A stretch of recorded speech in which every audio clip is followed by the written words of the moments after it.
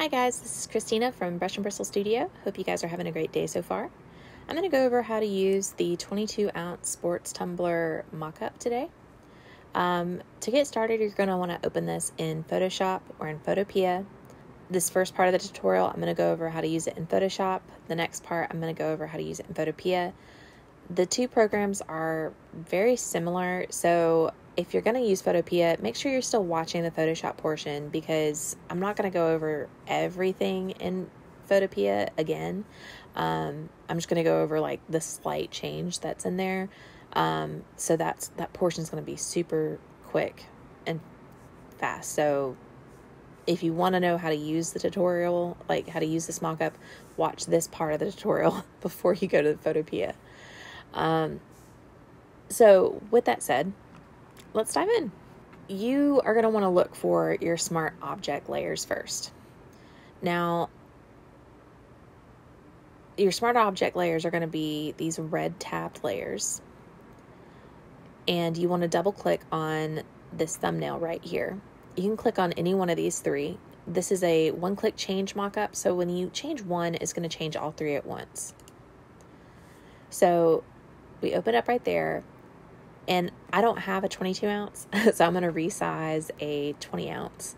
So let's navigate to our file that we want to mock up. So File, Open, and let's see. Oh, I'm still in earrings, my bad.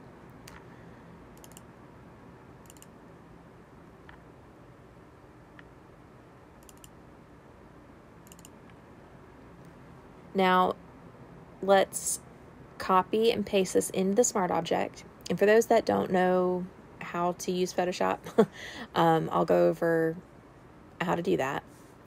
So you're going to press Control A to select everything, or you can grab this little marquee tool right here and you drag and drop it to cover the whole document. And you'll see these little marching ants across that border of your design. And that lets you know everything is selected.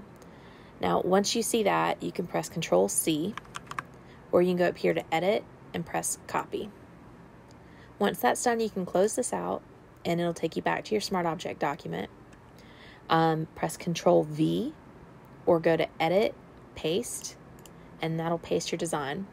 And as I said, we're using a smaller design because I don't have a 22 ounce. So we obviously need to resize this. To do that, you're going to want to press Control T or go to Edit, Free Transform, and you'll see these little anchor points.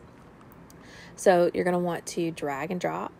And as you see, this is all like resizing proportionally on all sides. So I'll just let it go over here for now, but I need to get it resized on the top and bottom now. If you look up here, you've got your width and your height, and you've got this little link and it's highlighted. So you can uncheck that and it'll let you resize without your all four sides being linked together. What I like to do to speed up the process, I'm going to undo that. We're going to turn that link back on, and I'm just going to scoot that up for a second, and you will left click on your mouse with on this anchor point, and then you're going to hold shift down, and now you're going to drag, and as you see, it's only doing the one side. And if you look back up here, you see as I'm holding shift and dragging and dropping, that link button is not highlighted.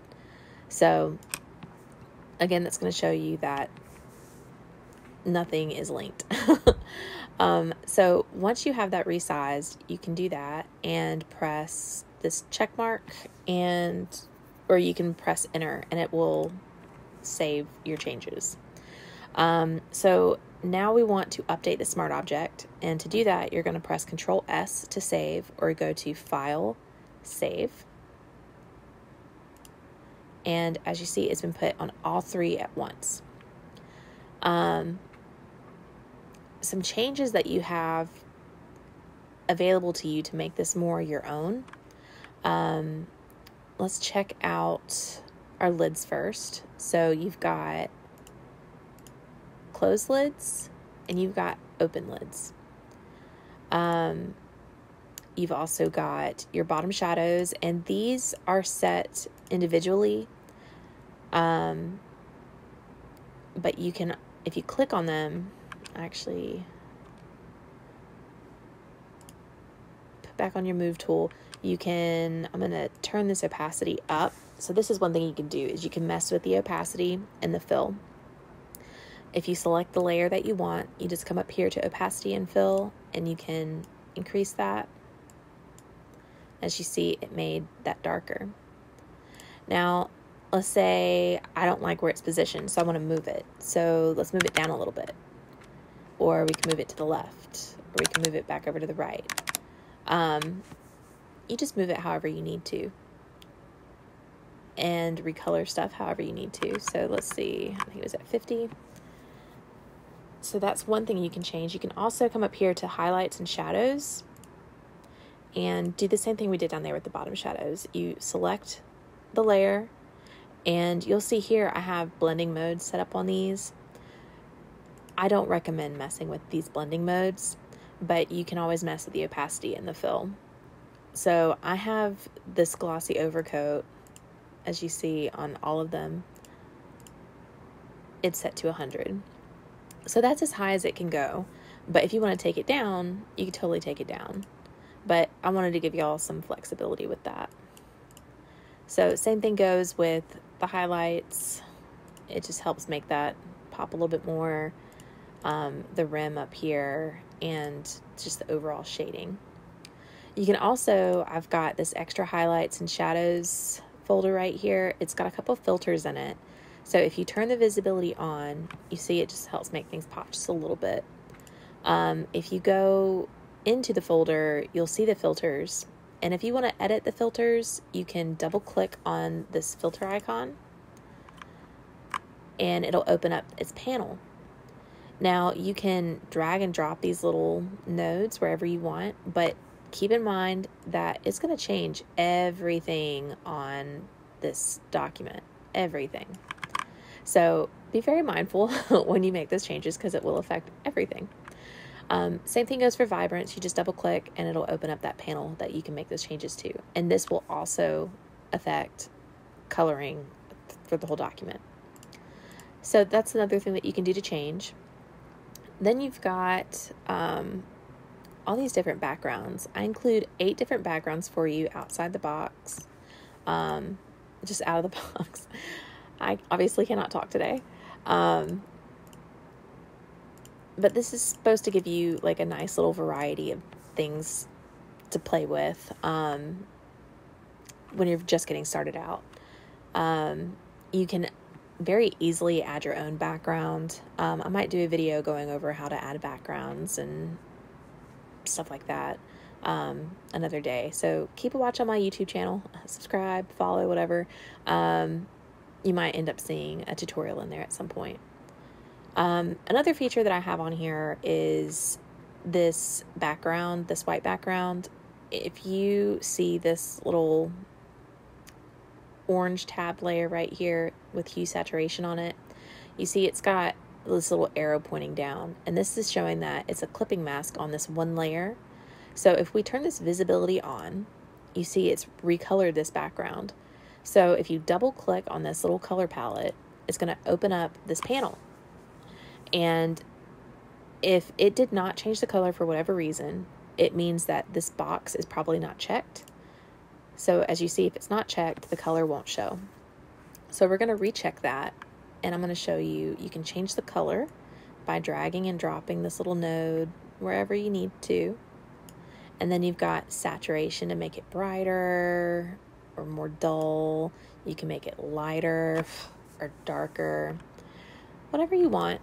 But it will only apply to this white shimmer background. So if we leave that on, let's make it a little bit darker, and we turn that off, you see it's not affecting anything else. It's only visible on this layer.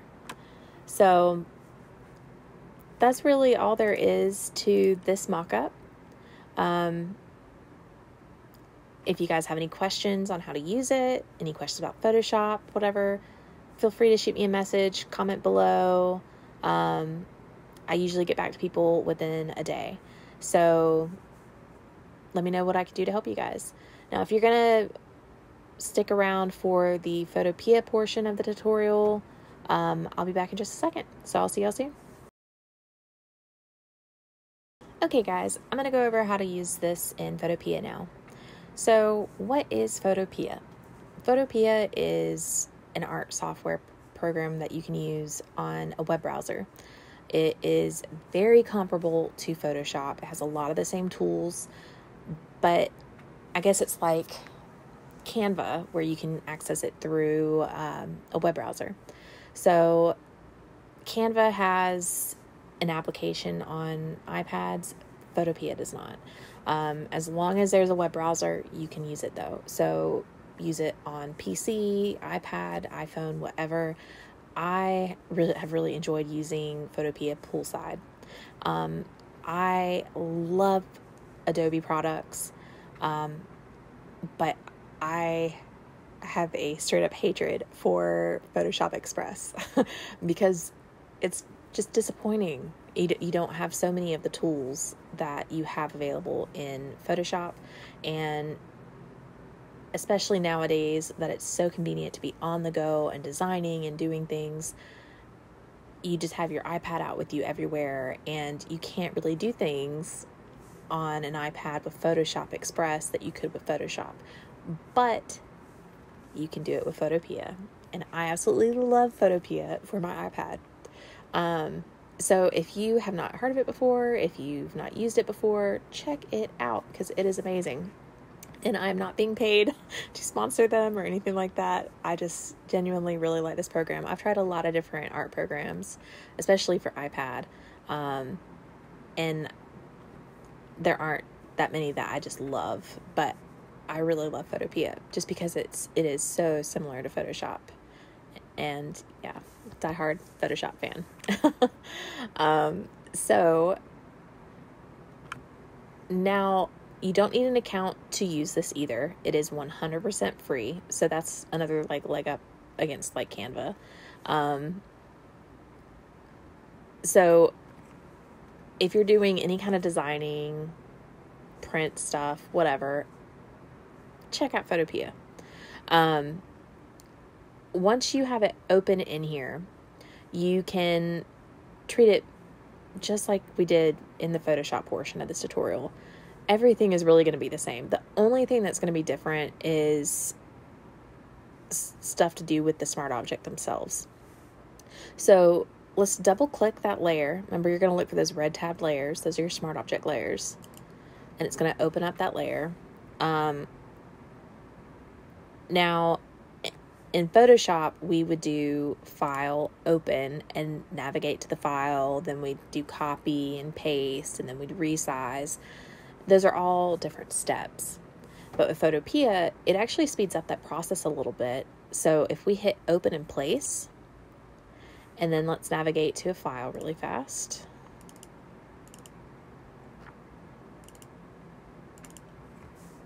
As you see, it automatically copied and pasted it in here for us. So it's going to be just like with Photoshop. You just drag and drop. Oh, it also set it to free transform automatically too. And it has that link. So I'm going to show you something. And instead of messing with the link, we're going to put this in the top corner right here. And we're going to hold down Shift while this link is pressed, it's activated, and we're going to drag and drop this corner. And do you see how perfect that went? It took no time at all to do that resize, just by pushing this up to the corner and then holding Shift and dragging and dropping it right there. It's just super fast. So once you're happy with the resize, you can press enter, or you can press this check mark up here, and then you're going to go to File, and instead of just save, they've got Save Smart Object. So I've had several people message me before, do I go to Save More? Do I do Save as Photoshop? Just Save as Smart Object. This also has the keybind for Control S, so you can hit Control S to save it as well. And once you do, it'll come up with Smart Object Updated. You go over and it's on all three. So as you see, it's not that different from Photoshop with that process. It actually speeds it up a little bit. But I do get questions from people every now and then who use it in Photopea, and they're like, well, which one do I choose? So I just try to make sure you guys know before y'all get started with this. Now, as I said, everything else is the same. Let's say you want to come mess with the filters. Again, you're just going to double click. And then you just drag and drop wherever you want it to. Nothing is really different from the Photoshop portion. But if you guys have any questions about Photoshop, Photopea, the Mockup, whatever, if you have suggestions on ways I can improve, feel free, leave a comment below, message me in my Etsy shop, whatever. I'm always happy to help with whatever. So yeah, let me know. I hope you guys have enjoyed this tutorial and it's helped you figure out how to use the mockup all right. And I hope that this mockup helps streamline your mockup process. So have a great day.